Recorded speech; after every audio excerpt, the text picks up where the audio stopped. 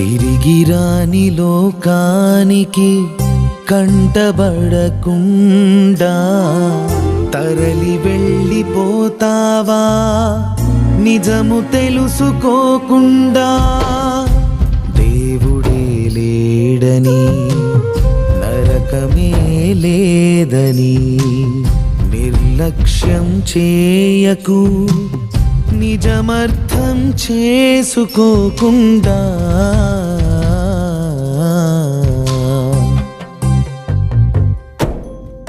ఓ మానవ, నీ జీవితం ఒక మాయగా, ఓ మానవ, నీ జీవితం ఒక మాయగా. ఓ మానవ, ఈ లోకమే ఒక మాయగా, ఓ మానవ, ఈ లోకమే ఒక మాయగా.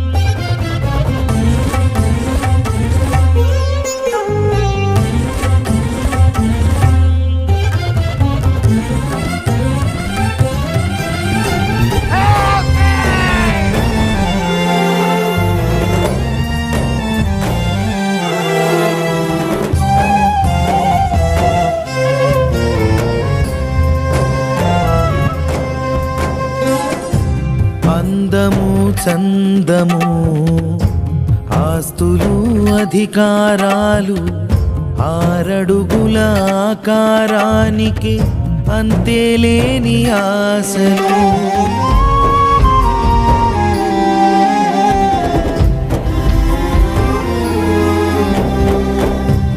అందము చందము ఆస్తులు అధికారాలు ఆరడుగుల ఆకారానికి అంతేలేని ఆశలు. చచ్చేలోపు అందాలి ఆత్మకు జీవాహారం, ఇచ్చిన కాలంలోనే క్రీస్తును ధరించాలి. చచ్చేలోపు అందాలి ఆత్మకు జీవాహారం, లోనే క్రీస్తును ధరించాలి. అప్పుడే ఆత్మ చేరును అంతం లేని దేవుని లోకం. అప్పుడే ఆత్మ చేరును అంతం లేని దేవుని లోకం. ఓ మానవ, నీ జీవితం ఒక మాయగా, ఓ మానవ, నీ జీవితం ఒక మాయగా. ఓ మానవ, ఈ లోకమే ఒక మాయగా, ఓ మానవ, ఈ లోకమే ఒక మాయగా. మార్క్స్ ఆఫ్ స్పిరిచువల్ మెచ్యూరిటీ అనేటువంటి సిరీస్ ఆఫ్ మెసేజెస్ని మనం ధ్యానం చేస్తున్నాం. దానిలో భాగంగా స్పిరిచువల్ మెచ్యూరిటీ ఈజ్ నాట్ అంటే age, it's not a matter of age. మనకి రక్షించబడి 10 సంవత్సరాలైంది, 20 సంవత్సరాలైంది అంటే వాళ్ళకి ఆత్మీయ పరిపక్వత ఉన్నట్లు కాదు అని. So it's not a matter of appearance, అంటే వారి యొక్క బాహ్య ప్రదర్శన కానీ, వారు అంటే వస్త్రధారణ బట్టి కానీ, వారు బాహ్య ప్రదర్శన బట్టి అది వాళ్ళకి ఆత్మీయ పరిపక్వత గుర్తులు కావు అని.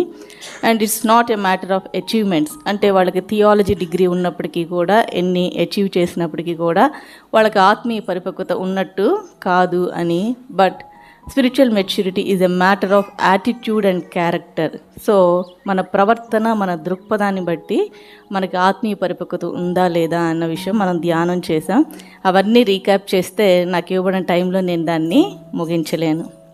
అండ్ దానిలో భాగంగా మనం 3 అంశాలని ధ్యానం చేసాం. ఫస్ట్ వన్ ఏంటంటే marks of spiritual maturity first one, doing right thing when nobody is watching you. So మనం మందిరంలో ఉన్నప్పుడు, నలుగురిలో ఉన్నప్పుడు మనల్ని పరిశుద్ధులు కాదు, భక్తులు కాదు అని చెప్పడానికి ఎవరికి గట్స్ ఉండవని. ఎందుకంటే మనం ఇక్కడ కూర్చున్నప్పుడు మనం కూర్చునే భంగిమ కానీ, మనం వినే పద్ధతి కానీ, మనం భక్తులు పాటలు పాడే విధానం కానీ, ప్రసంగించే విధానాన్ని బట్టి కానీ చూస్తే మనల్ని భక్తులు, పరిశుద్ధులనే అంటారు.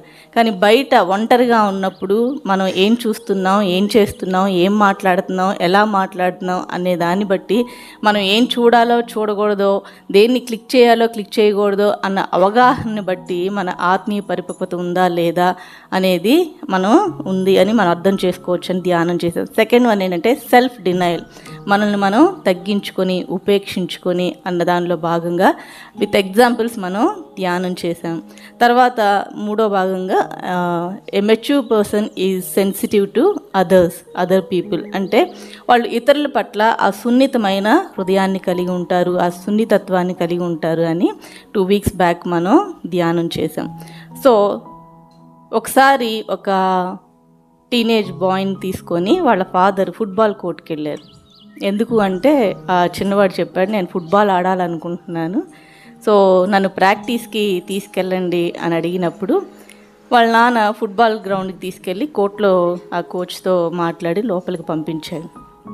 వితిన్ 10 minutes అతను ఆ చిన్నోడు ఏడ్చుకుంటూ వాళ్ళ నాన్న దగ్గరికి వచ్చి నేను ఆడను ఫుట్బాల్ అని. ఎందుకు అంటే వాళ్ళు బాల్ నా తలకేసి కొడుతున్నారు, అందుకే నేను ఆడను అని. సో మనకి సిల్లీగా అనిపిస్తుంది కదా, ఫుట్బాల్ అంటేనే బాల్ని హెడ్తో హిట్ చేస్తారు, లెగ్తో హిట్ చేస్తారు. కానీ వాడు ఫుట్బాల్ ఆడడానికి వెళ్ళి వాడు బాల్ నా తలకేసి కొడుతున్నారు అంటే వాళ్ళ నాన్న చెప్పారు, అరే ఫుట్బాల్ అంటేనే హిట్టింగ్ ద బాల్, అంటే వాళ్ళు నీకు బాల్ వేసినప్పుడు నువ్వు రిటర్న్ ఇవ్వాలి, ఐదర్ నీ లెగ్తో కానీ నీ హెడ్తో కానీ దాన్ని రిటర్న్ పంపించాలి. అలా హిట్ చేయకపోతే ఫుట్బాల్ అనే దానికి అర్థమేం లేదు. So getting hit in football should not be a surprise అని వాళ్ళ నాన్న చెప్పి మరలా కోర్టులోకి పంపించారు. సో ఈరోజు మనం ధ్యానం చేయబోయే అంశం కొంచెం మీరు మనసు పెట్టి వింటే మీకు ఆల్రెడీ అర్థమైపోయి ఉంటుంది. ఏంటంటే a mature person is positive under pressure.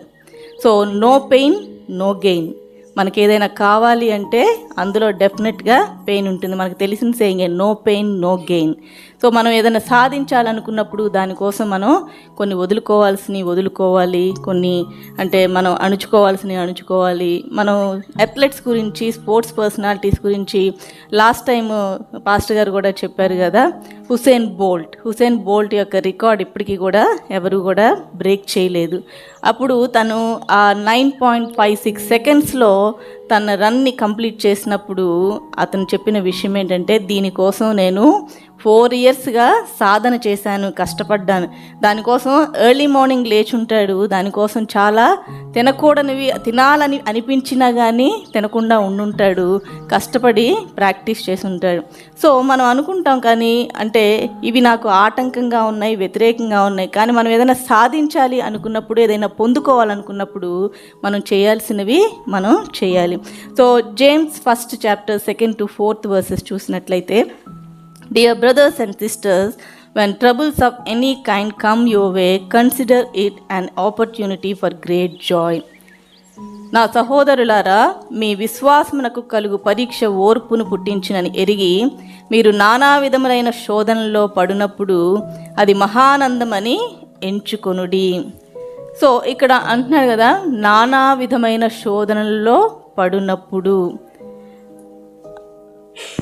అంటే ఇక్కడ నానా విధమైన శోధనలో పడినట్లయితే కాదు, it's not if, it is talking about when you encounter the trials.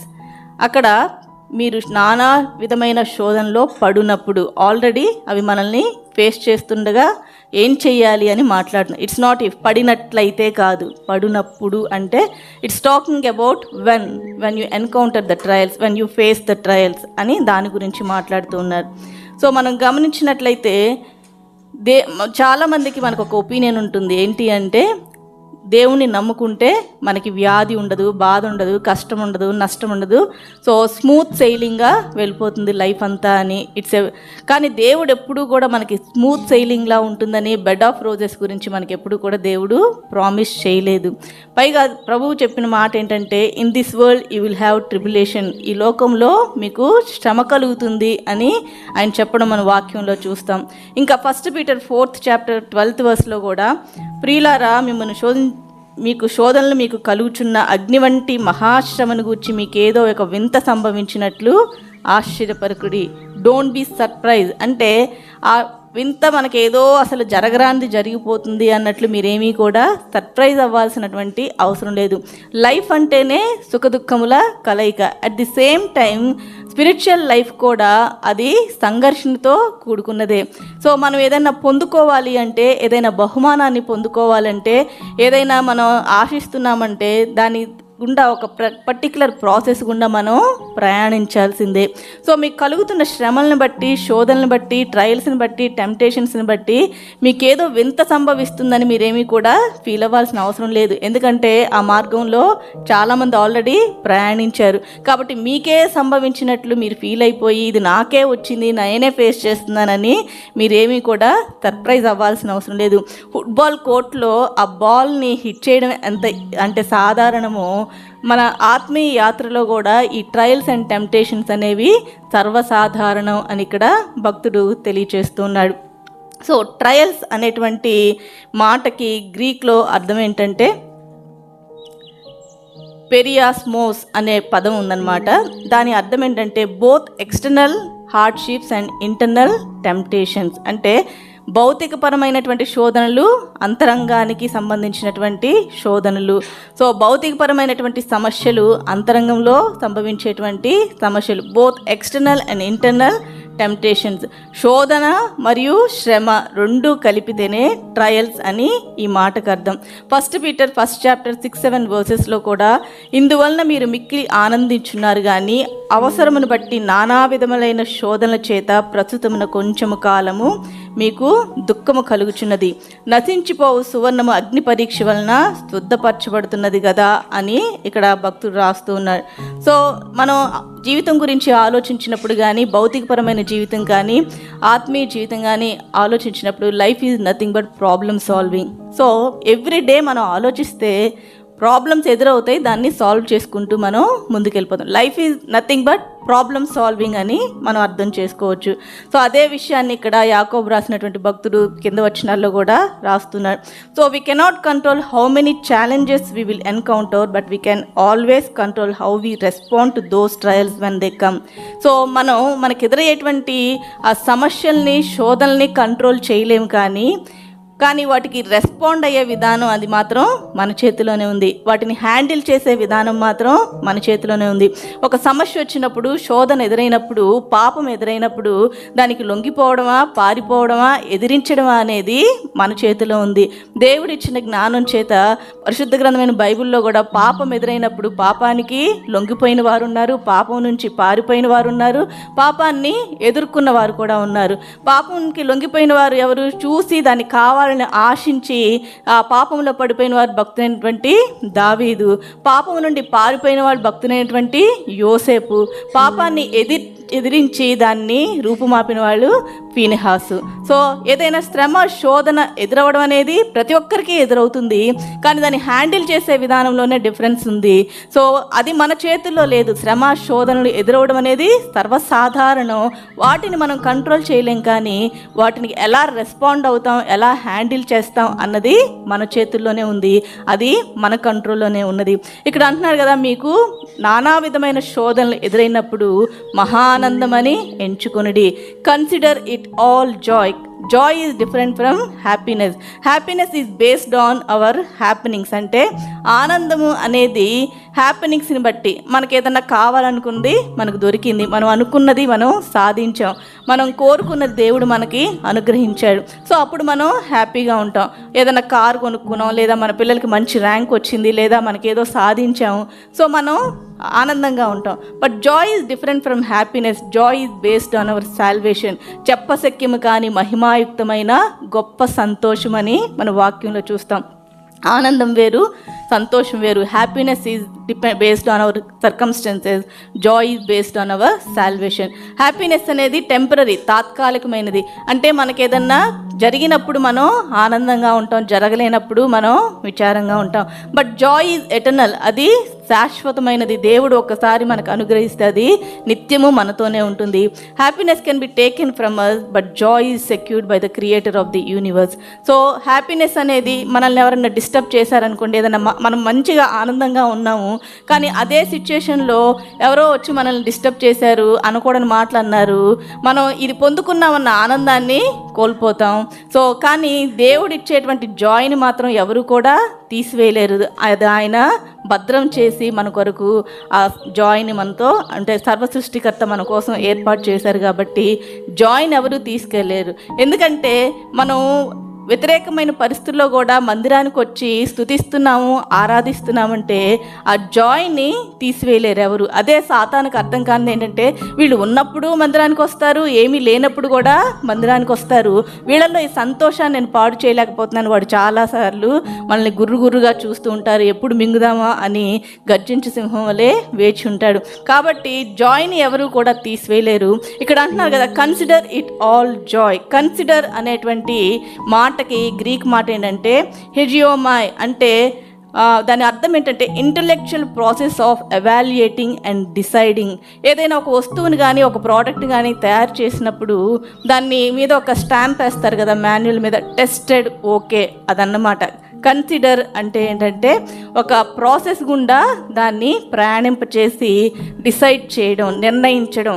ఒక ఇంటెలెక్చువల్ ప్రాసెస్ గుండా, ఎవాల్యుయేషన్ ప్రాసెస్ గుండా దాన్ని నడిపింపచేసి ఓకే ఇది ఫైనల్, టెస్టెడ్ ఓకే అని డిసైడ్ చేయడాన్ని కన్సిడర్ అంటారు. సో కన్సిడర్ అనే మాటకి అంత అర్థం ఉందన్నమాట. రిక్ వారెన్ అనేటువంటి భక్తుడు రాస్తూ అంటాడు కదా, God never waste a hurt, God uses our experiences of suffering to accomplish his purposes in our lives and in the world. మనకు కలిగేటువంటి ఏ బాధ కూడా దేవుడు వృధా కానివ్వరు. అంటే అది మన జీవితంలో ఆయన అలౌ చేశారు అంటే దానికి ఆయన దగ్గర ఒక ఉద్దేశం ఉంది, ఆయనకు ఒక ప్రణాళిక ఉంది.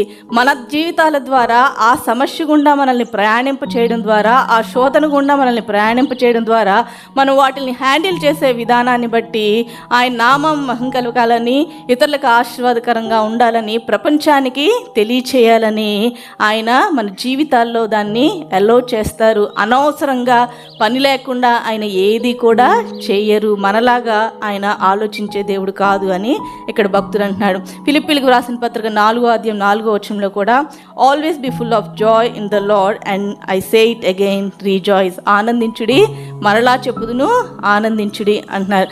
అంటే సంతోషం అక్కడ వ్యతిరేకమైన పరిస్థితుల్లో ఏ విధంగా ఆనందించాలో, రీజాయిస్గా ఉండాలో అక్కడ భక్తుడు తెలియజేస్తున్నాడు. చార్లెస్ స్పర్జన్ అనేటువంటి భక్తుడు అంటాడు కదా, those who dive in the sea of affliction bring up rare pearls.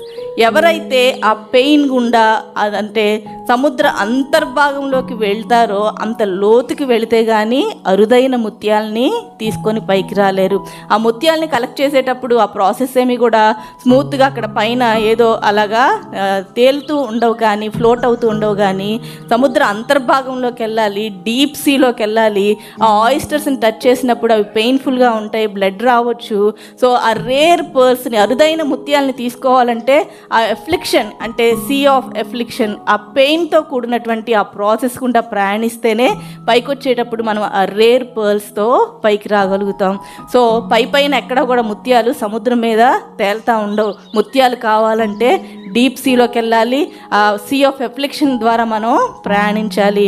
అప్పుడే ఆ రేర్ పర్ల్స్ని మనం పొందుకోగలుగుతాం.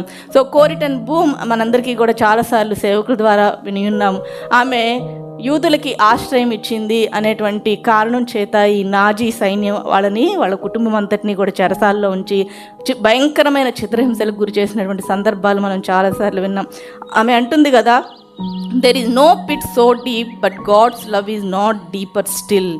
అంటే మనం అనుకుంటాం నా జీవితంలో ఇంత అగాధమైన పరిస్థితులు ఉన్నాయేంటి, ఇంత భయంకరమైన పరిస్థితులు ఉన్నాయేంటి అని మనం అనుకుంటాం. కానీ దానికి మించి దేవుని ప్రేమ మనల్ని వెంటాడుతుంటుంది.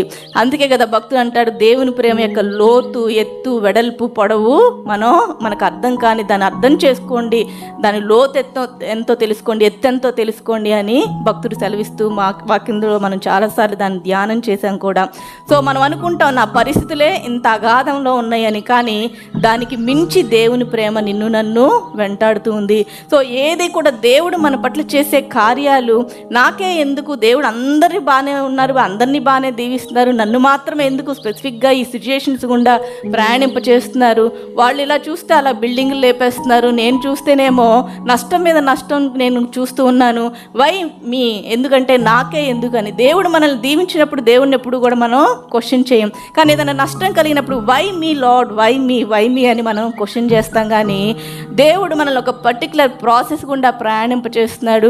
దేవుడు నిన్ను నన్ను ఒక అద్భుతమైన సాక్షిగా ఉంచాలనుకుంటున్నాడు. భవిష్యత్తులో ఒక రేర్ పర్ల్ని, ఒక అద్భుతమైనటువంటి అమూల్యమైనటువంటి అరుదైనటువంటి ముత్యాలని మన చేతిలో పెట్టాలనుకుంటున్నాడని దేవుని యొక్క తలంపులు, ఉద్దేశాలు అర్థం కాక మనం మాటి మాటికి సణుక్కుంటూ ఉంటాం. వాళ్ళు చూస్తే నిన్నగాక మొన్న స్టార్ట్ చేశారు, 5 అంతస్తులు లేపేశారు, మనం చూస్తే ఎక్కడున్నామో అక్కడే అగాధంలో ఉన్నాం అనుకుంటాం. కానీ ఆ అగాధానికి మించి దేవుని ప్రేమ నిన్ను నన్ను వెంటాడుతుంది. కాబట్టి ఇదేనా మనం ఇంకా ఈ విధంగా ఉన్నామని దేవుడు మనకి సెలవిస్తున్నాడు. థామస్ ఆల్వా ఎడిసన్ మనకు తెలుసు కదా, మంచిగా లైట్ల కింద కూర్చున్నాం మనం. ఆ లైట్ని కనిపెట్టడానికి ముందు అతడు 10,000 టైమ్స్ ఎక్స్పెరిమెంట్స్ చేశారు. మోర్ దాన్ 10,000 టైమ్స్, అంటే 10,000కు పైగా సార్లు ప్రయత్నాలు చేసి విఫలమైపోయాడు. సో అన్ని ఫెయిల్యూర్స్ ఏంటి అని అతన్ని అడిగినప్పుడు, నువ్వు ఇన్నిసార్లు ఫెయిల్ అయిపోయావు కదా, నువ్వేమి అనిపించలేదా, 10,000 టైమ్స్కి పైగా, 10,000 సార్లకు పైగా నువ్వు ఫెయిల్ అయిపోయావు, విఫలమైపోయావు కదా దీన్ని కనిపెట్టే విషయంలో. దీన్ని బట్టి నీ ఒపీనియన్ ఏంటంటే, అతను అన్నాడు కదా, I have not failed, I have just found 10,000 ways that won't work. నేనేమీ కూడా విఫలమైపోలేదు, నష్టపోలేదు. 10,000 సార్లు విధంగా, అంటే 10,000 వేస్, 10,000 మార్గాల్లో ఇది పని చేయదు అని నేను నిరూపించగలిగాను. ఓకే, ఈ వేలో వెళ్తే ఇది పని చేయదు, ఈ వేలో వెళ్తే ఇది పని చేయదు, సో 10,000 మార్గాల్లో ఇది పని చేయదు అని నేను నిరూపించగలిగాను, నేనేమీ కూడా విఫలమైపోలేదు. సో అంత పాజిటివ్ యాటిట్యూడ్ అనేది మాత్రం అత్యద్భుతం అని చెప్పాలి. మనం ఏదైనా సాధించాలి అంటే, ఏదైనా పొందుకోవాలంటే 1 సారి 2 సార్లు లేదా మహా అయితే ఒక 10 టైమ్స్ ట్రై చేస్తామేమో, కానీ మోర్ దెన్ 10,000 టైమ్స్ అంటే ఇది మహా అద్భుతం అని చెప్పొచ్చు. సో మనం గమనించాల్సినటువంటి విషయం ఏంటంటే, దేవుడు మన జీవితాల్లో అలౌ చేసేటువంటి శ్రమ అయినా, శోధన అయినా, ఏదైనా సరే దేవునికి ఒక ఉద్దేశం ఉంది. ఆ ఉద్దేశం వెనకాతల ఆయన ఒక ప్రత్యేకమైన ప్రణాళికని కలిగి ఉన్నారు. మనల్ని ఇతరులకి ఆశీర్వాదకరంగా ఉంచాలని, ఇతరులకి మనల్ని మార్గదర్శకులుగా ఉంచాలని, ఇతరులకు అనేక మందికి ఒక బ్లెస్సింగ్గా ఉంచాలని, ఆ పరిస్థితులు గుండా ఆయనకి, అంటే ఎవరు పడితే వాళ్ళు గోల్ని రీచ్ అవ్వలేరు. సివిల్ సర్వెంట్స్ని బోర్డ్ ఎగ్జామ్స్ ఎందుకు పెడతారు మన పిల్లలకి? 10th class board, intermediate board అనగానే మనం కింద మీద పడిపోయి మార్నింగ్ నుంచి ఈవినింగ్ వరకు రుద్దేసి ఎందుకు చెప్తున్నాం మనం? ఎందుకు అంటే బోర్డ్ ఎగ్జామ్ అంటే అది క్వాలిఫై అయితేనే 10th క్లాస్ పాస్ అయ్యారు, ఇంటర్మీడియట్ పాస్ అయ్యారు, గ్రాడ్యుయేట్ అయ్యారు అని. సో ఎగ్జామ్స్ ఎందుకు అంటే వీళ్ళు దీన్ని గుండా అంటే ఎవాల్యుయేట్ అయ్యి డిసైడ్ చేయబడతారు, కన్సిడర్ చేయబడతారు, వీళ్ళు దీన్ని పాస్ అయ్యారు, క్వాలిఫై అయ్యారు.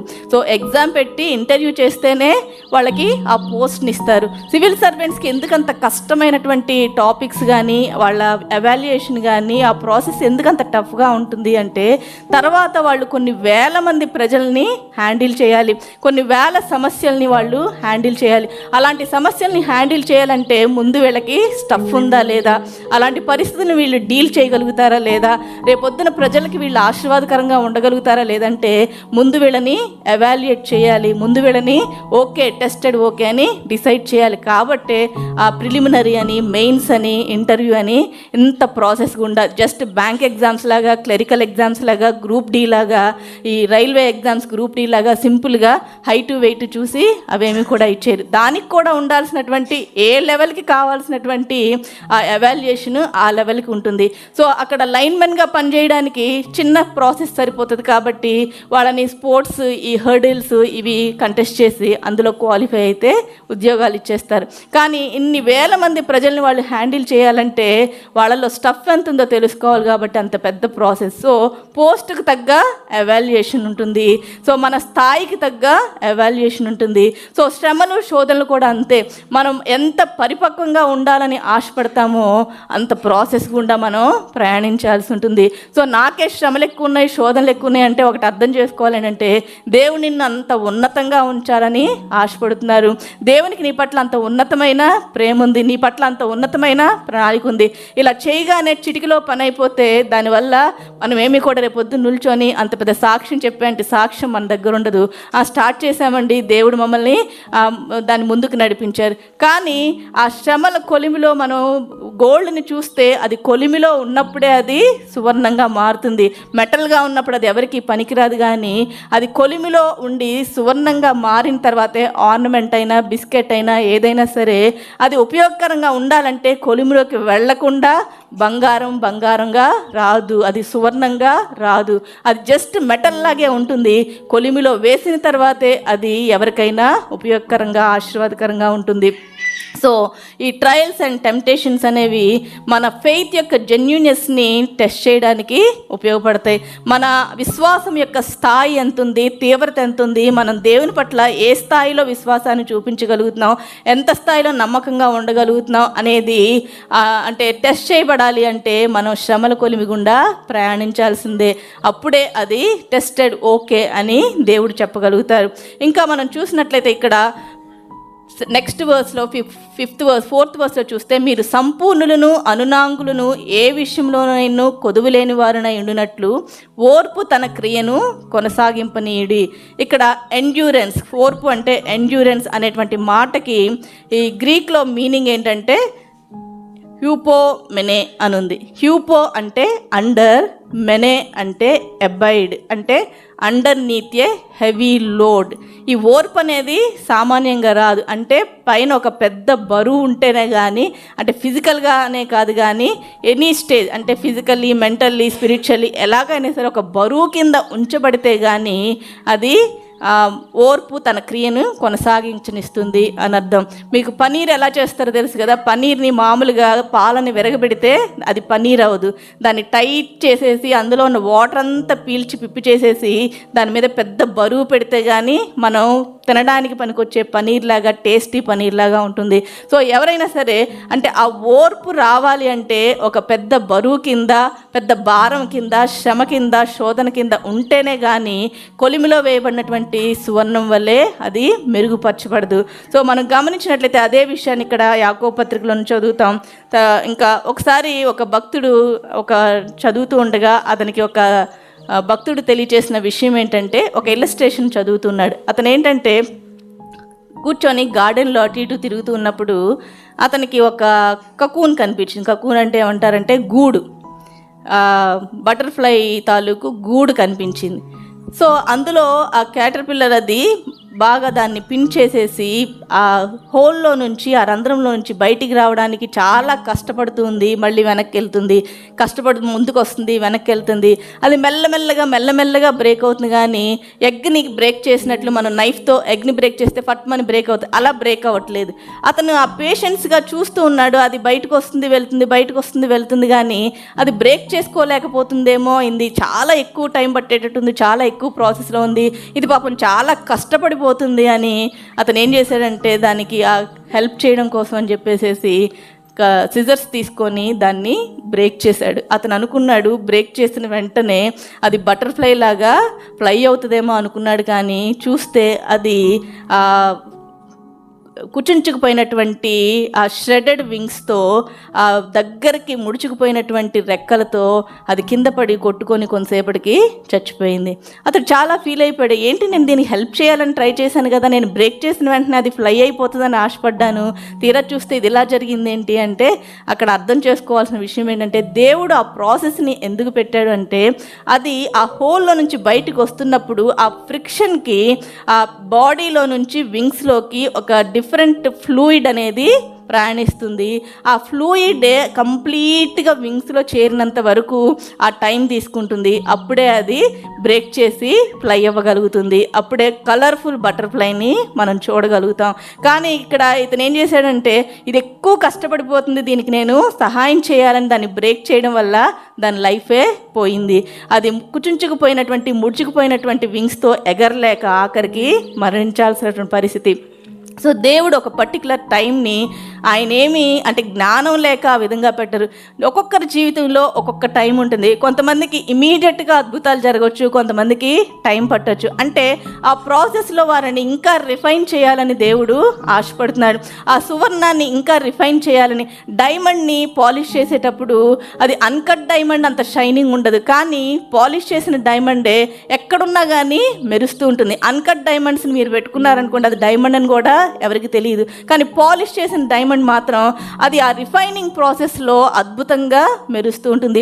సో మన జీవితాల్లో ఏదైనా నెరవేరడానికి ఇంకా ఎక్కువ టైం తీసుకుందనుకోండి, దేవునికి దాని పట్ల ప్రత్యేకమైన ప్రణాళిక ఉంది అని ఆ రిఫైనింగ్ ప్రాసెస్లో మనల్ని ఇంకా ఆయన రిఫైన్ చేయాలని ఆశపడుతున్నట్లు మనం అర్థం చేసుకోవాల్సిన వారంగా ఉన్నాం. సో మనం సొంత ప్రయత్నాలతో ఆ కక్కుని కట్ చేసినట్టు, ఆ గూడుని కట్ చేసినట్టు కనుక మనం సొంత ప్రయత్నాలు చేస్తే నష్టపోయేది మనమే. కాబట్టి దేవుడు మనకు అనుగ్రహించేటువంటి ఆ శ్రమలు, శోధనలు అనేవి మనం మహానందమని ఎంచుకొని వాటి గుండా ప్రయాణించడానికి మనం ఇష్టపడినప్పుడు దేవుడు మనల్ని రిఫైన్ చేస్తారు.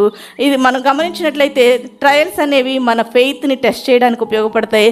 మనల్ని మరింతగా హంబుల్గా, వినయ విధేయతలతో ఉండడానికి మనల్ని తయారు చేస్తాయి.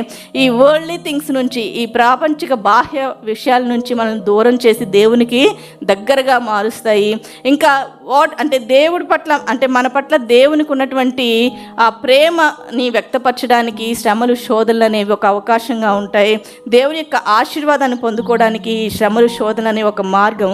అంతేకాకుండా ఇతరులకి, అంటే మనం ఏ ప్రాసెస్ గుండా అయితే ప్రయాణిస్తున్నామో దేవుడు మనల్ని జ్ఞాపకం చేసుకొని వాటి నుంచి విడిపించారు, అదే ప్రాసెస్ గుండా మరొకరు ప్రయాణిస్తున్నారు. వాళ్ళకి చెప్పగలుగుతాం అనమాట, దేవుడు సేమ్ ప్రాసెస్ గుండా నన్ను నడిపించారు, సో నన్ను విడిపించిన దేవుడు నిన్ను తప్పకుండా విడిపిస్తాడు, కాబట్టి నువ్వు నమ్మిక ఉంచు అని. సో మనల్ని ఇతరులకి ఆశీర్వాదకరంగా ఉంచడానికి కూడా ఈ శ్రమలు, శోధనలు అనేవి దేవుడు మన జీవితాల్లో ఒక సాధనాలుగా వాటిని వాడుకుంటారని మనం అర్థం చేసుకోవాల్సిన వారంగా ఉన్నాం. ఇంకా మనం గమనించినట్లయితే పరిశుద్ధ గ్రంథమైన బైబిల్లో చాలామంది భక్తులు మనకి మాదిరిగా మనం చూస్తున్నాం.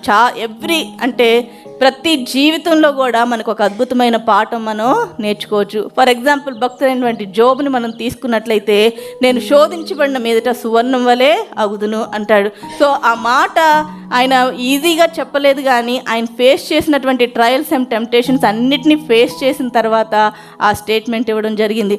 యెహోవా ఇచ్చును, యెహోవా తీసుకొని అనేది చదివినంత ఈజీ కాదు, నేను ప్రసంగం చేసినంత ఈజీ కూడా కాదు. ఆ పరిస్థితులు గుండా ప్రయాణిస్తూ వారిని చూసినప్పుడు మనకి ఒకలాంటి ఆ వేదన మనం చూడగలుగుతాం. గడిచిన రాత్రి KFC క్రిస్మస్లో బ్రదర్ జార్జ్ని చూసినప్పుడు నాకు వీళ్ళకి ఎంత ధైర్యంగా సర్వీస్కి వచ్చారా అనిపించింది. అంటే గుండెని రాయి చేసుకొని వచ్చినట్టే. ఎందుకంటే లాస్ట్ ఇయర్ క్రిస్మస్లో వాళ్ళ పాప కొరియాలో నిల్చుంది. డెఫినెట్గా పిల్లలు అక్కడ నిల్చొని చేస్తున్నప్పుడు, పాడుతున్నప్పుడు సేమ్ ఏజ్ చిల్డ్రన్ వాళ్ళ గుండె పగిలిపోద్దని చెప్పొచ్చు. బట్ స్టిల్ గుండె రాయి చేసుకొని ఆయన రావడం మాత్రం చాలా, అంటే మనం మాటల్లో చెప్పలేం. యెహోవా ఇచ్చాను, యెహోవా తీసుకొని అనేది ఫిజికల్ థింగ్స్కి చెప్పొచ్చు. ఓకే, ఏదైనా డబ్బు నష్టపోతే చెప్పొచ్చు, ఆస్తి నష్టం జరిగితే చెప్పొచ్చు, దేవుడు మరలా ఇస్తాడు అనేటువంటి నమ్మకంతో మనం చెప్పొచ్చు. కానీ గర్భఫలాల దగ్గర మాత్రం ఆ మాట చెప్పడం అనేది సామాన్యమైన విషయం కాదు. మరలా దేవుని సన్నిధికి రావడం, దేవుని సన్నిధిలో కూర్చోవడం అనేది అది మాటల్లో మనం చెప్పలేనిది. ఎందుకంటే కళ్ళెదురుగా ఆ పెయిన్ వాళ్ళకి కనిపిస్తూ ఉంటుంది. బట్ గుండెని రాయి చేసుకొని వాళ్ళు దేవుని సన్నిధిలో కూర్చుంటున్నారంటే అది మామూలు విషయమేమీ కాదు. సో భక్తులైన యోబు అంటున్నాడు కదా, నేను శోధించబడిన మీదట సువర్ణం వలె అగుదును అని. సో ఇంకా మనం భక్తులైన పౌలు జీవితంలో కూడా జాయ్ ఇన్ సఫరింగ్స్ చూస్తాం. ఫిలిప్పీలకు రాసిన పత్రిక 4వ అధ్యాయం 11 నుండి 13 వచనాల్లో, I have learned to be content whatever the circumstances. నేను ఏ స్థితిలో ఉన్నాను ఆ స్థితిలో నేను సంతృప్తి కలిగి నేర్చుకొని ఉన్నాను అంటాడు. ఇంకా పర్సివరెన్స్ అంటే పర్సివరెన్స్ ఇన్ ట్రయల్స్, శ్రమల్లో శోధనలో నేను ఆ పెయిన్ అనుభవించడం మాత్రమే కాదు కానీ ఓర్పు కలిగి ఉండడం కూడా నేను నేర్చుకున్నాను అంటాడు. 2 కొరింథియన్స్ 12th చాప్టర్లో కూడా మాట్లాడుతూ ఆ షిప్రెక్స్ గురించి, ఆ చెరసాల గురించి, ఓడ బద్దలైపోవడం గురించి, కొరడా దెబ్బల గురించి, ఆ రంపాలతో కోయబడ్డం గురించి, కాళ్ళకు బొండలు వేసినప్పుడు కానీ ఏ పరిస్థితుల్లో కూడా నేను నీ స్వార్థ పట్టుకొని ఇంత ప్రయాణం చేసి ఇంత కష్టపడుతున్నాను కదా, నాకెందుకు చెరసాల అని కానీ, నాకెందుకు ఈ కొరడా దెబ్బలను కానీ ఎక్కడ క్వశ్చన్ చేసినట్టు మనం ఏ పత్రికల్లో కూడా చదవం. పైగా కాళ్ళకి బొండలు వేయించుకొని వాళ్ళు చెరసాలలో దేవుని స్తుతించినట్టు, కీర్తనలు పాడినట్టు, ఆ పునాదులు కలిగిపోయేంతగా దేవుని స్తుతించినట్లు మనం వాక్యంలో చూస్తాం. సో ఆ శ్రమల్లో శోధనలో ఆ ఓర్పుని కానీ, ఆ మహానందంగా ఎంచుకున్న పద్ధతిని కానీ భక్తులైన పౌలు జీవితంలో మనం చూస్తాం. సో అక్కడ నేను ఎప్పుడు బలహీనో అప్పుడునే బలవంతుని కాబట్టి నాకు కలిగి ఉన్న ఈ పరిస్థితులన్నింటిని బట్టి కూడా నేను ఆనందంగా, మహానందంగా ఎంచుకుంటున్నాను అని 2 కొరింథీయన్స్లో రాస్తారు. ఇంకా మనం గమనించినట్లయితే అల్టిమేట్ మోడల్ ప్రభు అయిన యేసుక్రీస్తు వారు, ఆయన ఈ లోకానికి ఆయన రాజుగా రాలేదు కానీ నీ కొరకు నా కొరకు మనల్ని ప్రేమించి వెదకి రక్షించడానికి, ఏ మంచి లేని మనల్ని వెదకి రక్షించడానికి ఆయన దాసుని స్వరూపం ధరించుకొని రిక్తునిగా నీ కొరకు నా కొరకు ఈ భూలోకానికి రావడం మాత్రమే కాదు కానీ ఆయన భక్తుడు రాస్తూ అంటాడు కదా, మన ప్రధాన యాజకుడు మనతో సహానుభవం లేనివాడు కాడు కానీ ఆయన ప్రతి పాపం అంటే ప్రతి శ్రమ శోధన ఎదుర్కొన్న తర్వాత కూడా ఆయన ఏ పాపం లేనివాడుగా ఉన్నాడు. సో మనం అనవచ్చు నాకు ఈ టెంప్టేషన్ ఉంది, నాకు ఈ శోధన ఉంది, నాకు ఈ శ్రమ ఉంది అని, కానీ మనతో సహానుభవం లేనివాడు కాడు అంటే నువ్వు ఏ శోధన అయితే చెప్తావో, ఏ టెంప్టేషన్ అయితే చెప్తావో, ఏ శ్రమ అయితే చెప్తావో ప్రతి దాని గుండా ఆయన ప్రయాణించారు. బట్ స్టిల్ ఆయన పాపము లేనివాడుగా ఉన్నారు. కాబట్టి ఆయన మాదిరి ఉంచిపోయారు. కాబట్టి ఇది అసాధ్యమైతే కాదు, కష్టమేమో కానీ అసాధ్యం మాత్రం కాదు. ఎందుకంటే ఆయన చేసి చూపించి మన ఎదుట మాదిరిగా ఉన్నారు. కాబట్టి శ్రమలు శోధనలు అనేవి మన జీవితంలో, ఆత్మీయ జీవితంలో, సుఖదుఖాలు మామూలు భౌతికపరమైన జీవితంలో ఎంత సర్వసాధారణమో ఆత్మీయ జీవితంలో శ్రమలు శోధనలు అనేవి సర్వసాధారణమైనవి. మనకేదో వింత సంభవించినట్లు మనం ఆశ్చర్యపోవాల్సినటువంటి అవసరం లేదు. No pain no gain. మనల్ని ఉన్నతంగా ఉంచాలని, మనల్ని ద్వారా ఆయన నామాన్ని మహింపరచుకోవాలని, మనల్ని ఇతరులకు ఆశీర్వాదకరంగా చేయాలని, మనం ఇంకా రిఫైన్ చేయాలని, ఆయన సారూప్యంలోనికి ఎదిగేటట్లు చేయాలని దేవుని యొక్క ఉద్దేశం. ఫైన్ డే మనం అంటే స్పిరిచువల్ మెచ్యూరిటీ మనలో రావాలని దేవుడు మన జీవితాల ద్వారా ఆయన మహింపరచబడాలని ఆయన యొక్క ఉద్దేశమై ఉంది. సో మార్క్స్ ఆఫ్ స్పిరిచువల్ మెచ్యూరిటీలో భాగంగా ఈరోజు మనం ధ్యానం చేస్తున్న అంశం a mature person is positive under pressure. So భక్తుల జీవితాలు చాలామంది మనం ముందు మాదిరిగా ఉన్న ఇలా చెప్పుకుంటూ పోతే అందరూ కూడా వాళ్ళ ఒత్తిడిలో ఇష్టం వచ్చినట్టు మాట్లాడలేదు, ఇష్టం వచ్చినట్లు బిహేవ్ చేయలేదు. మనం అనుకుంటాం అనమాట, నేను పీక్లో ఉండి అలా మాట్లాడేశానండి, ప్రెషర్లో ఉండి మాట్లాడేశానండి అంటే అది మనకి సరికాదు, అన్ని జనులకు సరిపోతుందేమో కానీ వాక్యం తెలిసిన వారంగా, విశ్వాసంగా మనకు అది సరిపోదు. అంటే పీక్స్లో ఉండి బూతులు మాట్లాడేశానండి, పీక్స్లో ఉండి నోరు జారానండి, ప్రెషర్లో ఉండి అలా చేశానండి అంటే అది మనకి సెట్ అవుతుంది. ఎందుకంటే అప్పుడు తాగుబోతులకి మనకి తేడా ఉండదు. వాడు తాగిన మైకంలో ఉండి చేశాడంటే అర్థం ఉంది, కానీ విశ్వాసమై ఉండి ప్రెషర్లో అలా చేశానంటే అది ఒప్పుకోదగింది కాదు. ఎందుకంటే మన ఎదుట భక్తులు వాళ్ళు ఆ శ్రమల్లో శోధనలో వాళ్ళు ఏ విధంగా ఎదుర్కొన్నారో, ఏ విధంగా హంబుల్గా ఉన్నారో, ఏ విధంగా మాదిరికరంగా ఉన్నారో మనం చూస్తున్నాం. షడ్రక్ మెషక్ అబేద్నెగోను కూడా గమనించినప్పుడు నీ నామం కోసం మేము నిలబడినప్పుడు మమ్మల్ని తీసుకొచ్చి అగ్నిగుండంలో వేశారనలేదు. మా దేవుడు రక్షించగలిగినటువంటి సమర్థుడు, ఒకవేళ రక్షించకపోయినను పర్వాలేదు అన్నారు. అంటే అదేమంత ఈజీ కాదు. నుప్పుల కోలెంలో చిన్నది స్టవ్ అంటుకుంటేనే మనకి బగబగా మండిపోతూ ఉంటుంది. ఏదో చెప్పినంత ఈజీ ఏం కాదు. కానీ వాళ్ళ యొక్క ఆ పట్టుదల, ఆ పర్సివరెన్స్, ఆ ఎండ్యూరెన్స్ మనం చూస్తే మనకి అత్యద్భుతంగా ఉంటుంది. వాళ్ళు అంటున్నారు రక్షించగలిగినటువంటి సమర్థుడు, ఒకవేళ రక్షించకపోయినను పర్వాలేదు. చిన్న శ్రమ, చిన్న ఆటంకం, చిన్న వ్యతిరేకత అన్నీ బాగుంటాయి, ఏదో ఒక్క విషయంలోనే మనం సఫర్ అవుతూ ఉంటాం. దాన్ని బట్టి దాన్ని మనం సాగదీసి నాకే వచ్చింది నేనే ఎందుకు సఫర్ అవుతున్నాను అని దాన్ని పెద్దగా చేసుకొని దాన్ని చాటంత చేసి ఆలోచించేసి చిన్న సమస్యను పెద్దగా మనం భూతత్వంలో చూసి మనం దేవునికి దూరం అయిపోతూ ఉంటాం, సంఘానికి దూరం అయిపోతూ ఉంటాం, సేవకులకి దూరం అయిపోతూ ఉంటాం. చిన్న చిన్న విషయాల్ని మనం భూతత్వంలో చూస్తూ ఉంటాం. ఇక్కడ మన భక్తుడు తెలియచేస్తున్నాడు ఏంటంటే, మీకు కలిగినటువంటి శ్రమలు కలిగినట్లయితే ఇలా చేయండి అనట్లా. మీకు శ్రమలు వస్తాయి, డెఫినెట్గా వస్తాయి. ఇప్పుడు భక్తులు తెలియచేసినట్టు, యూట్యూబర్స్ మాట్లాడుతున్నట్టు, మీకు ఈ క్యాలెండర్ ఉంటే మీకు వ్యాధి రాదు, బాధ రాదు, నష్టం రాదు, కష్టం రాదు అనేవి కూడా దేవుడు ప్రామిస్ చేయలేదు, వాక్యం కూడా మనకు ప్రామిస్ చేయలేదు. ఈ లోకంలో మీకు శ్రమ కలుగుతుంది, ఈ లోకంలో మీకు శ్రమ కలిగినప్పుడు మీరు ఆశ్చర్యపోకండి, ఇదేమి వింత కాదు, ఇది క్వైట్ కామన్ అని వాక్యం సెలవిస్తుంది. సో అలా జరిగినప్పుడు ఏ విధంగా హ్యాండిల్ చేయాలో దాన్ని బట్టి మనకి స్పిరిచువల్ మెచ్యూరిటీ ఉందా లేదా అనేది అర్థమవుతుంది. మీరు స్పిరిచువల్ మెచ్యూర్డ్గా ఉండాలి అనే దేవుని యొక్క ఉద్దేశం. ఇక్కడ అంటాడు కదా, కన్సిడర్ అనే మాట అంటే పర్ఫెక్ట్ అనేటువంటి మాటకి, అంటే సంపూర్ణులను అనునాంగులను అనే మాటకి, పర్ఫెక్ట్ అనే మాటకి గ్రీక్ వర్డ్ ఏంటంటే టెలియోస్, అంటే ఫుల్లీ గ్రోన్, ఫుల్లీ మెచ్యూర్. ఆ బటర్ఫ్లై గురించి మనం ధ్యానం చేసాం కదా, అది పరిపూర్ణమైనటువంటి ప్రాసెస్ గుండా వెళితేనే, ఆ సమయం అంతా అది ఆ సంఘర్షణ గుండా వెళితేనే ఆ ఫ్లూయిడ్ వింగ్స్లోకి వెళ్ళి ఎగరగలుగుతుంది. సో నో సంఘర్షణ, నో ఫ్లై. సో బటర్ఫ్లైస్ ఆ సంఘర్షణ గుండా, ఆ ఫ్లూయిడ్ వెళ్లకుండా అది ఎగరలేదు. కలర్ఫుల్ లైఫ్ కావాలి అంటే, బ్లెస్సెడ్ లైఫ్ కావాలంటే, ఇతరులకు బ్లెస్సింగ్ ఛానల్గా ఉండాలి అంటే ఆ ప్రాసెస్ గుండా వెళ్ళాల్సిందే. బంగారం దగదగా మెరవాలి అంటే అక్కడ కొలిమిలో వేయబడాల్సిందే. డైమండ్ మెరవాలంటే ఆ రిఫైనింగ్ ప్రాసెస్ గుండా వెళ్ళాల్సిందే. సో దేవుడు మన జీవితాల ద్వారా ఆయన మహిమ పొందాలని, మన పట్ల ఒక ప్రత్యేకమైన ప్లాన్ అండ్ పర్పస్తో మనల్ని ఇతరులకి ఆశీర్వాదకరంగా చేయాలని, మనల్ని స్పిరిచువల్గా మెచ్యూర్డ్ పర్సన్స్గా చూడాలని, మన జీవితాల ద్వారా ఆయన మహింపరచబడాలని, మన జీవితాల ద్వారా అనేకమైన జీవితాలు వెలిగించాలని దేవుడు ఆశపడుతున్నాడు. సో చిన్న చిన్న శ్రమలకి, శోధనలకి మనం దేవుణ్ణి ప్రశ్నించకుండా ఆయన చిత్తానికి లోబడి వెనుకున్న వాటిని మరిచి ముందుకు సాగిపోతూ, విశ్వాసంను కర్తవ్య దాన్ని కొనసాగించేవాడిని యేసు వైపు చూస్తూ ఆయన చేతిలో చేయి వేసి సాగిపోతూ, మనం కూడా భక్తులైనటువంటి పౌల్లాగా మా పరుగుని కడముట్టించాము ఇదిగో అని ఆయనకి అప్పచెప్పే వారంగా ఉండాలని దేవుడి మాటలు దీవించునుగాక. ఓ మానవా, ఈ లోకమే ఒక మాయగా, ఓ మానవా, ఈ లోకమే ఒక మాయగా.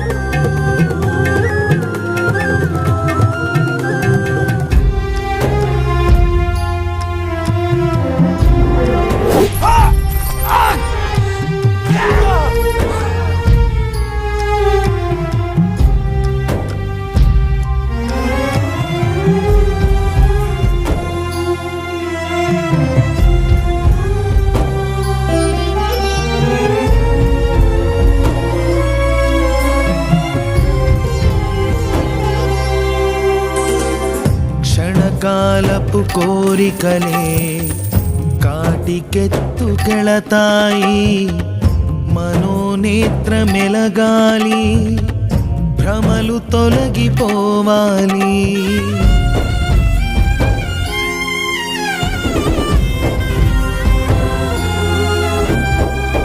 క్షణకాలపు కోరికలే కాటికెత్తుకెళతాయి, మనోనేత్ర మెలగాలి, భ్రమలు తొలగిపోవాలి.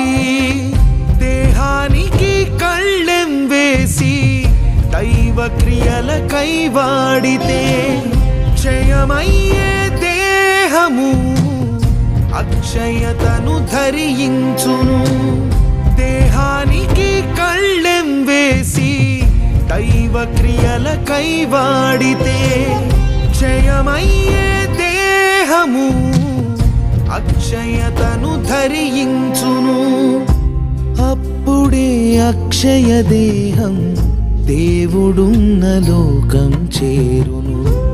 అప్పుడే అక్షయ దేహం దేవుడున్న లోకం చేరును. ఓ మానవ, నీ జీవితం ఒక మాయగా, ఓ మానవ, నీ జీవితం ఒక మాయగా.